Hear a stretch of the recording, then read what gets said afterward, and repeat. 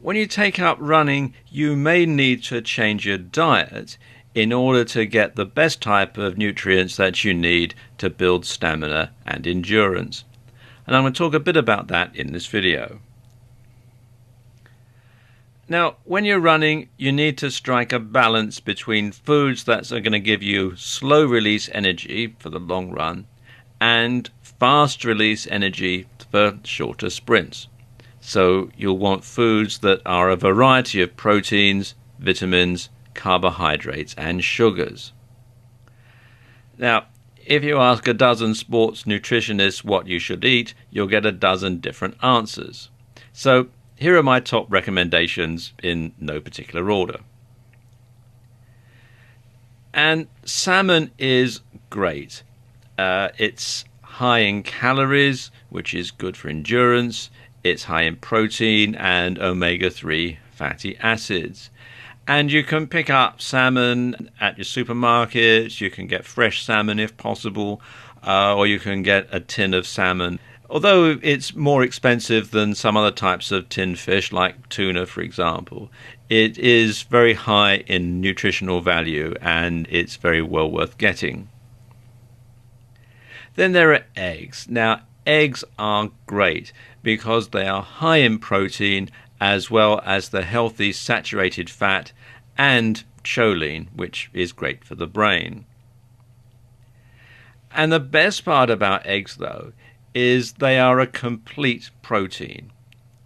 And this means they contain all of the essential amino acids that the human body needs to function. And there are very few complete protein sources in the world, so this makes eggs pretty special. Nuts are also great. Not only do these provide fiber, but they're also a very good source of protein, calories, and fats. They also provide various micronutrients like zinc, selenium, and magnesium.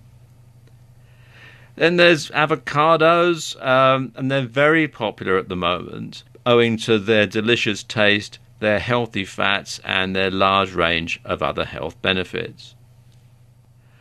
Oats are great at adding more slow-release energy, and they'll help you to have more energy for longer runs. Sweet potatoes are a good source of carbohydrates. They're also nutritious and they're high in slow-release complex carbohydrates, so they can keep you fueled for the long run. And finally, there's chicken. And chicken is a very lean protein source, and it doesn't come with any significant downsides. Best to eat it roasted like you see in the picture here, rather than deep fried, because that can contain a lot of unsaturated fats. But if you slow roast it like this, or you have it as part of a chicken stock or chicken soup, it's very, very nutritious indeed. Now, whatever you decide to go for, remember to eat all food groups in moderation. You don't want to have an overabundance of carbs or protein, for example. You also need to take your own metabolism into account. Some people process different foods at different rates.